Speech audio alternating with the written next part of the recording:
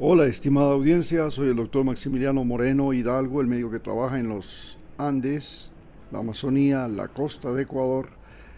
desde la capital de la República, en la ciudad de Quito,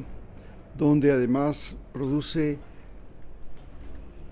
una planta medicinal muy importante denominada la guabiduca, que es un antiespasmódico que se utiliza principalmente para cólicos menstruales, cólicos renales, todo aquello que hace la cistalgina, pero además es muy útil en enfermedades respiratorias, sobre todo en aquellas que producen broncoespasmo como el asma o ciertas enfermedades más complicadas. Hoy hablaremos acerca de lo que es la salud y la vida en el continente americano, cuando la salud y la vida en Estados Unidos se ha convertido en una cosa muy cara, porque los salarios en Estados Unidos no han aumentado en los últimos 30 años. Estados Unidos vive una devaluación. El precio de los alimentos y los combustibles ha subido. El seguro de salud es la cosa más cara que existe en el mundo. Y los norteamericanos se enfrentan al gran problema de la inteligencia artificial que les está sacando de numerosos trabajos. Esto también implica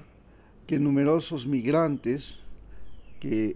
han llegado a Estados Unidos y que actualmente están siendo expulsados de ese país por Donald Trump, se encuentran en el gran problema de que el empleo dejó de ser una real posibilidad en ese país. Pero lo más grave que sucede en el continente americano es lo que está sucediendo en Colombia y lo que está sucediendo en Venezuela. En Colombia, el gran problema es el terremoto que se ha presentado. Es, de acuerdo con la cronología, uno de los terremotos, si no el más importante terremoto en los últimos 100 años en ese país. Tenemos que recordar que Colombia vivió la tragedia de Armero, cuando un volcán hizo explosión, se produjo un deshielo, las aguas lodosas y con lava fueron sobre el pueblo de Armero y mataron a miles de personas. Quizás esa ha sido la tragedia más importante producida por la naturaleza en ese país. Pero desde hace 100 años Colombia vive la tragedia de una guerra civil que ha tomado diferentes nombres. El primer nombre que tomó fue la Guerra de los 1000 días, que fue una guerra entre liberales y conservadores, que mató a miles de personas, pero lo más importante, descalabró a Colombia. Y el descalabro no solamente significó que se presentara una guerra interminable que está presente hasta el día de hoy, sino que Colombia perdió Panamá. Esta guerra, que fue auspiciada, financiada y alimentada con las armas norteamericanas, fue una de las primeras guerras en América Latina que utilizaron las ametralladoras norteamericanas, se convirtió en lo que ahora es la guerra contra la guerrilla, contra las FARC, el ELN y otras fuerzas paramilitares que, a pesar de que se llegó a un acuerdo de paz en el 2016-17, en el 2018, cuando el gobierno de Santos, esto no significó sino que una buena parte de la guerrilla no entregara sus armas, como tampoco una buena parte de los paramilitares.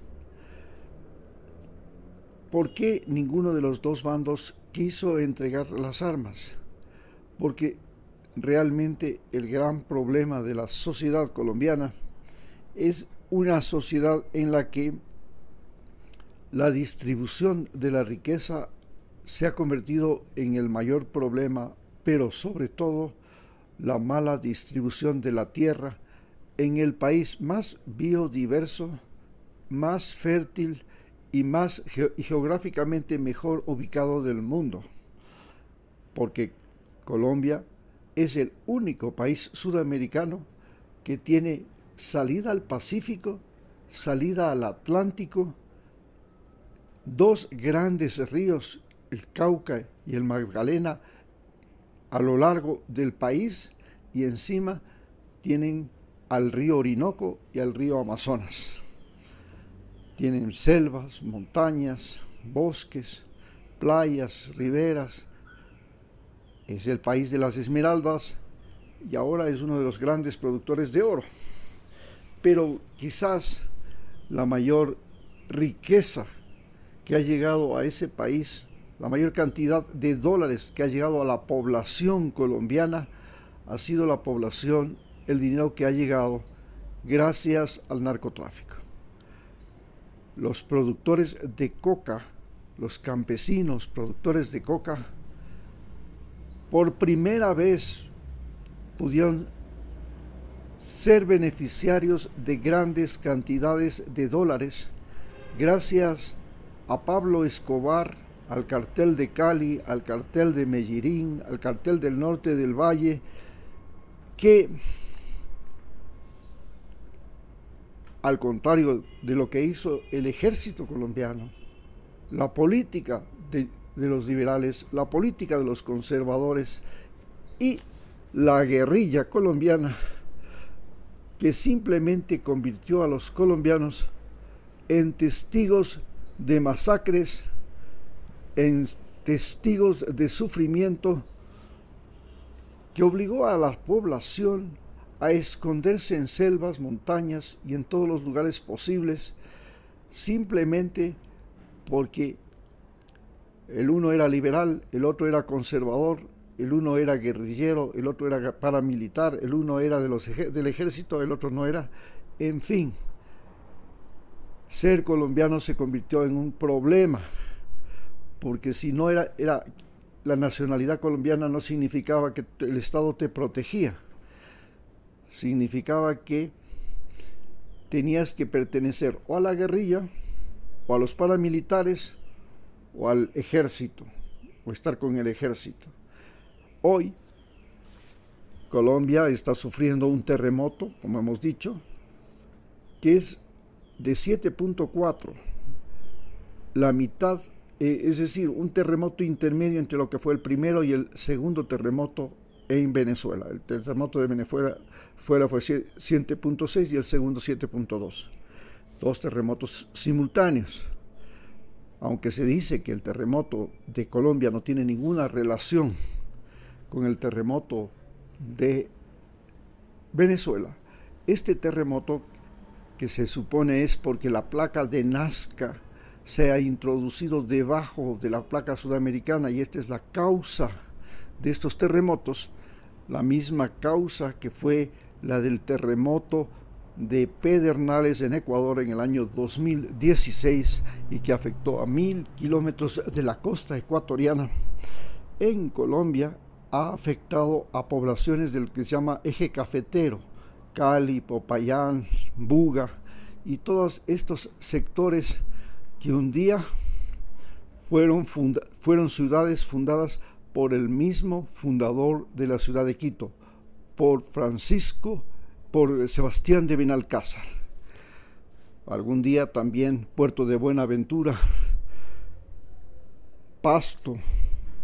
fue parte de la Real Audiencia de Quito. Y nuestra relación con esta gente de Colombia es tan cercana, tan familiar, que realmente la separación que existe entre Colombia y Ecuador es una separación artificial, como lo es la separación que existe entre Colombia y Venezuela. Indudablemente somos parte de lo que fue la Gran Colombia junto con Panamá, y esta identidad no es solamente una identidad por religión, por lengua, por raza, por etnia, sino una identidad por lazos históricos. Muchas gracias.